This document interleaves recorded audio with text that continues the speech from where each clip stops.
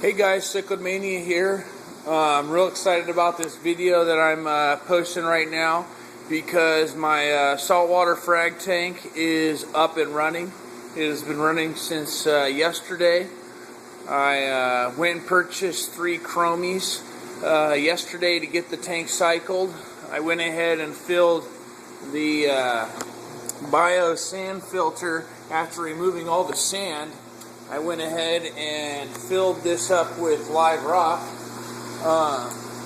probably close to about 50 pounds worth, and that whole ball is full of live rock and rubble too.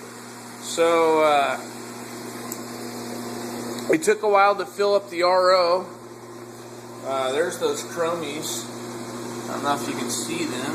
They're right there, swimming around. Water is almost clear. It was really clear when I first put it together yesterday, and then after I had the RO filled up, I had to dismantle my sand filter to put the live rock in there, and it kind of made the water a little brownish. But I'm sure that'll go away pretty soon. Probably the coolest thing about setting this thing up was having the air jets right here. It was insane. Basically, what I did is I poured 225 gallons worth of salt straight into the system and opened up these valves right here. And it was just like looking inside a protein skimmer. I mean, there was that many bubbles inside this tub. And the coolest thing about it is it was acting like a protein skimmer. So there was these big bubbles that were forming, and I mean, it just it was aerating it so well. Well, long story short, I went in town, ran some errands, and I came back, and all the bubbles were gone, and there was this foam of dirt just sitting around the edge of the hot tub. And I just grabbed the paper towel and basically cleaned up all that. And what it had done is it had brought all of the solids, organisms and dirt and all those things up to the surface where I could wipe it clean. And then it was crystal clear. So that was the coolest thing about having this set up as a hot tub. It made it for mixing the salt really good. But like I said, I'm only going to do that the one time, that first time, unless there's a reason why I would want to aerate my tank, every once in a while. Let me get back to you guys on how much it costs to run my saltwater hot tub. In my previous video, I had a kilowatt tester over there that was basically telling me how much money my system costs to run each month, each day, each week. And we were right at $29. Now, I moved that kilowatt tester over here and tested the separate components that I have. My 900 watts in heaters, 800 watts in metal halides, and my 12 amp hot tub pump. And I wasn't too happy with the price that I saw, but I have ways around making that cheaper. First off, my heaters, they were $40 a month to run. Now, if you look in here right now, we have all yellow lights, or orange, whatever light you consider that. That means my heaters are off. That means they're not consuming any electricity. Now, when I put that tester on there, that was when I just had put them in there. They were all 3 of them were on. So it was giving me a price of what it would be if they were on all month long. Now, the time that I have had this set up, I've only seen one heater kick on for about 5 minutes in, like, I would say a 5-hour period. I've never seen them on. And that's another reason why I friggin' love this thing so much, is I've been down here almost all day and there has not been one single heater turn on. That's how well insulated this tub is. And it's 61 degrees in here, so I'm 71 degrees would be a 10 degree difference. So I'm about 18 degrees, 19 degrees difference in temperature fluctuation from the water and the outside temperature. So as you can see, this tub is really efficient, and it's not going to be very much money to heat. So $40, try like $10 is what I'm thinking, because I never see them kick on at all. So that's really good.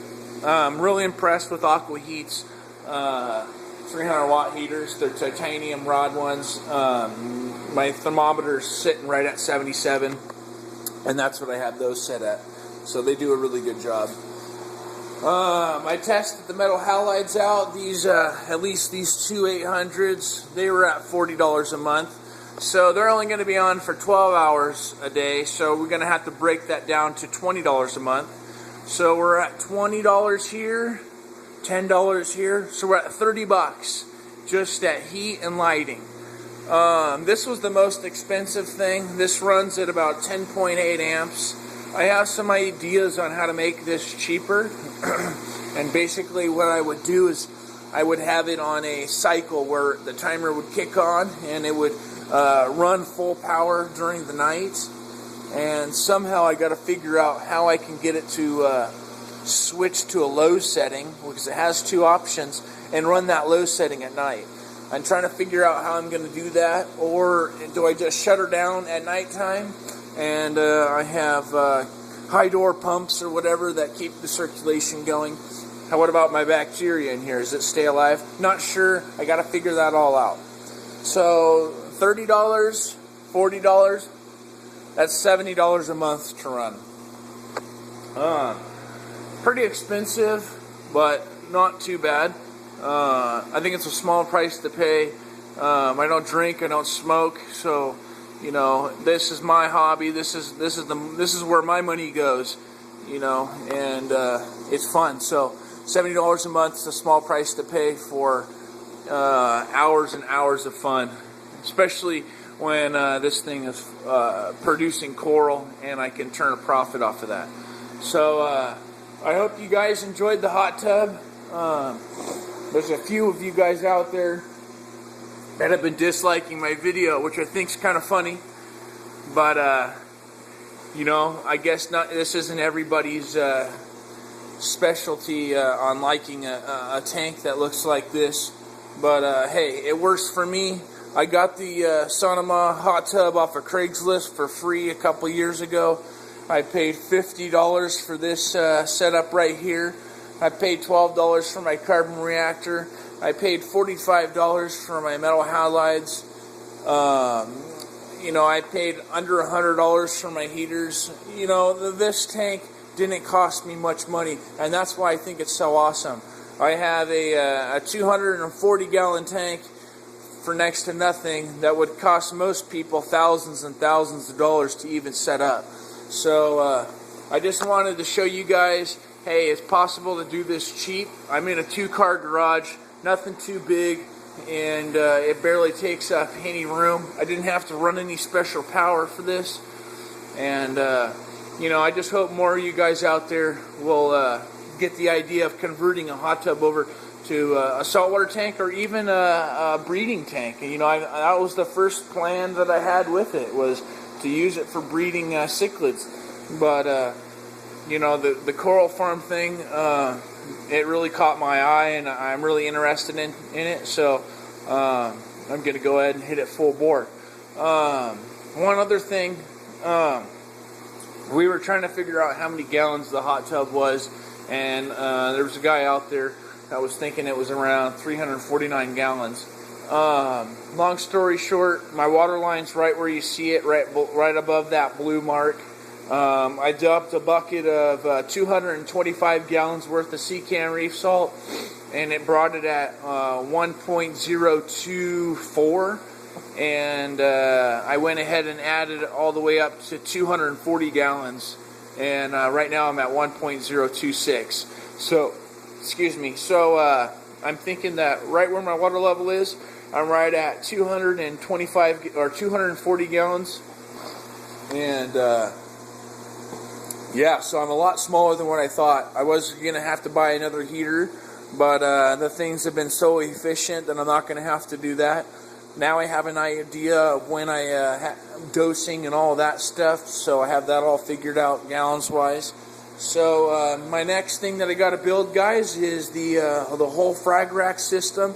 I have a couple ideas on how I'm going to make that go up and down and elevate to my desired levels. So yeah, I guess that's about it. Let's see.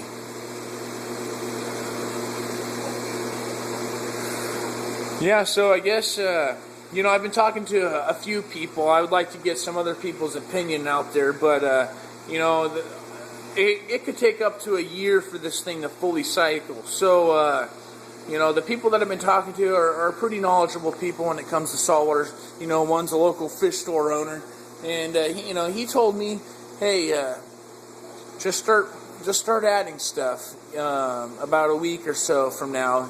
He said, you know, this tank's probably going to cycle multiple times, but I'm not going to have to worry about nitrates and ammonias. The thing I'm going to have to worry about is probably brown algae blooms and things like that. So, not too concerned about that, but I guess I will be adding some things shortly once I start seeing my nitrate spike and do my water change out and get them back to zero. I'll just go ahead and start adding things slowly, and we'll keep an eye on it. One thing that I still got to order is my bulbs. I don't know if I'm going 14 or 12. I would like to go 10,000 K, but I think the growth difference between a 10,000 K and a 12,000 K is like less than 5%.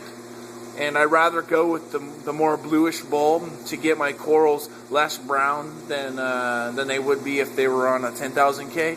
So I'm probably going to go with a 12 or a 14, which I know is not your standard for growing coral, but I can get massive growth in a year out of those bulbs. So that's the last thing I need to order.